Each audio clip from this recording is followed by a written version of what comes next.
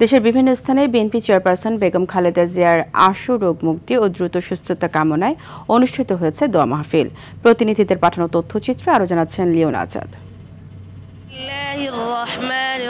কুমিল্লায় বেগম খালেদা জিয়ার দ্রুত আরোগ্য কামনায় টানা ৬ দিন ধরে কুরআন খতম, দোয়া মাহফিল ও এতিম শিশুদের খাবার বিতরণ অনুষ্ঠিত হয়েছে। চেয়ারপারসনের উপদেষ্টা হাজী আমিনুর রশিদ ইয়াছিনের উদ্যোগে এই কর্মসূচি পালিত হয়।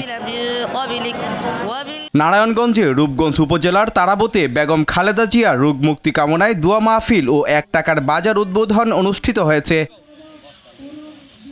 ফরিদপুরের ভাঙ্গায় বিএনপির চেয়ারপারসন বেগম খালেদা জিয়ার আশু রোগ মুক্তি কামনায় অনুষ্ঠিত হয়েছে দোয়া ও মতবিনিময় সভা।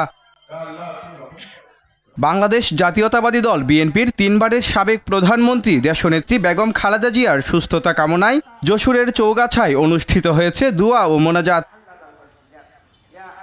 আপসহীন দেশনেত্রী বেগম খালেদা জিয়ার আশু রোগ মুক্তি ও দ্রুত সুস্থতা কামনায় বরিশালে দোয়া ও মোনাজাত অনুষ্ঠিত হয়েছে। দেশনেত্রী বেগম খালেদা জিয়ার আশু রোগ মুক্তি দ্রুত সুস্থতা কামনায় জানের সদকা হিসেবে ছাগল দান ও দোয়া মোনাজাত অনুষ্ঠিত হয়। বেগম খালেদা জিয়ার সুস্থতা কামনায় বিশেষ দোয়া মাহফিল করেছে পিরোজপুরের কাউখালীতে উপজেলা বিএনপি ও অঙ্গ সংগঠনের সদস্যরা। বিএনপি চেয়ারপারসন বেগম খালেদা জিয়ার সুস্থতা কামনায় যশোর বেজাপাড়া সর্বজনীন পূজা মন্দিরে বিশেষ প্রার্থনা করেছে হিন্দু সম্প্রদায়ের মানুষেরা। বিএনপির চেয়ারপারসন ও সাবেক প্রধানমন্ত্রী বেগম খালেদা জিয়ার দ্রুত রোগমুক্তি ও সুস্থতা কামনায় বাগেরহাটে যুবদলের উদ্যোগে পবিত্র কুরআন খতম ও দোয়া মাহফিল অনুষ্ঠিত হয়েছে।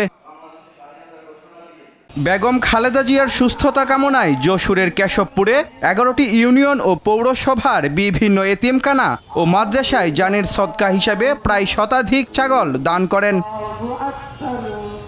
বগুড়া সারিয়াকান্দির মদনমোহন মন্দিরে বিএনপির চেয়ারপারসন বেগম খালেদা জিয়ার রোগ মুক্তি কামনায় হিন্দু সম্প্রদায়ের আয়োজনে অনুষ্ঠিত হয় বিশেষ প্রার্থনা।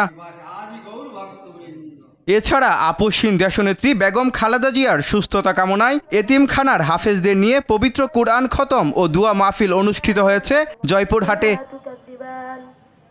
Leone Azad, RTV।